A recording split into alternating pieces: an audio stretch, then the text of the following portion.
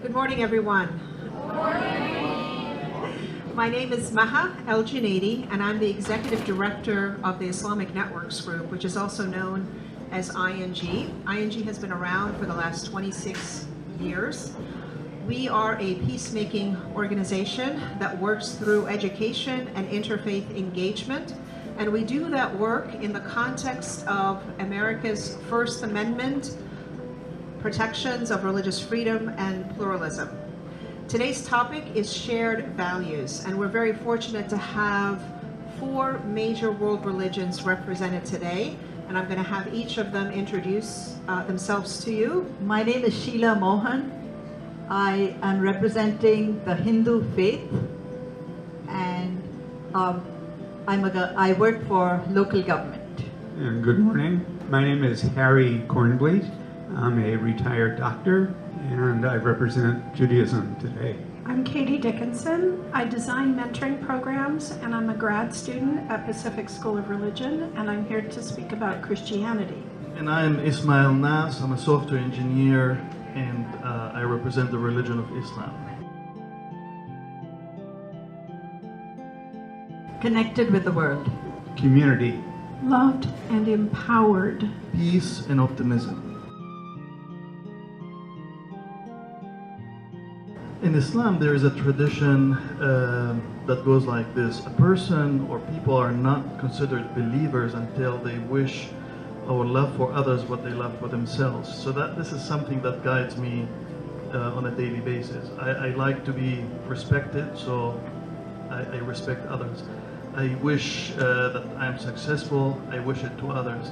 And by wishing, it's not just wishing. If I wish somebody else success, I'll help them succeed.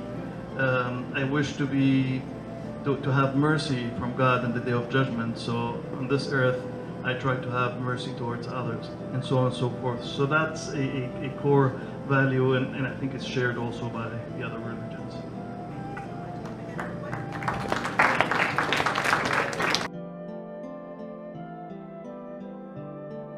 If you don't follow a faith, you don't get the benefits of that faith. You don't get that strength, that community, that feeling of love and empowerment. And I see that as a loss, but it is a choice. It is when God wants a relationship, He wants it with people who are free to make the relationship and free to walk away.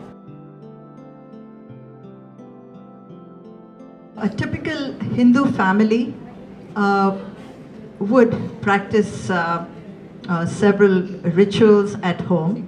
And if you're a Hindu, you know that there are just so many observances and festivals through the year. In fact, hardly a week goes by when the schools don't close down because of this festival or that festival. So it's fun for kids who don't have to go to school 5 days a week, but it's not so much fun for people like me, because when I go to India and I need to get money from a bank, the banks are closed today and I don't know for what reason, and then they say, well, can I come back tomorrow? And they say, no, there's another festival tomorrow, so it's closed again. So those are the challenges I encounter.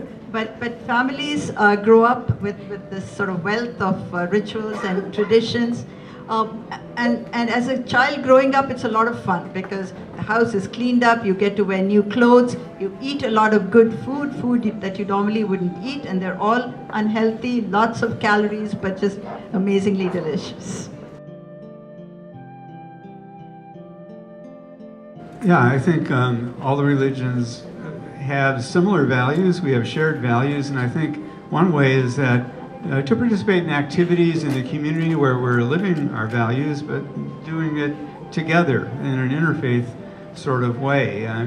For example, I remember there was a creek cleanup along the Guadalupe Creek. I think involved the Muslim community and the Jewish community, or another might be serving a meal at a homeless shelter, things like that. And it has a double benefit because, number one, you're doing a good deed with others, but also it gives you the chance to just chat with one another and get to know one another, build bridges, and so that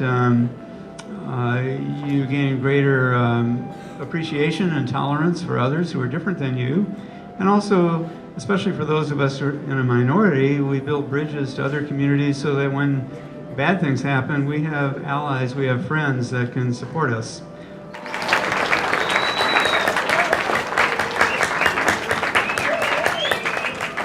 Thank you so much. All of the people that came here today are actually volunteers from the community. They're here to serve the schools by doing the education that you just experienced with them. So thank you from the bottom of our hearts. We are grateful to you and for all the good works that you do in the community, and this is very much part of an expression of these religious values, to come and serve the community. We have partnered with ING for the last couple of years now to help us educate our students in tackling a lot of misconceptions, biases, and stereotypes of different cultures, but more specifically with Islamophobia.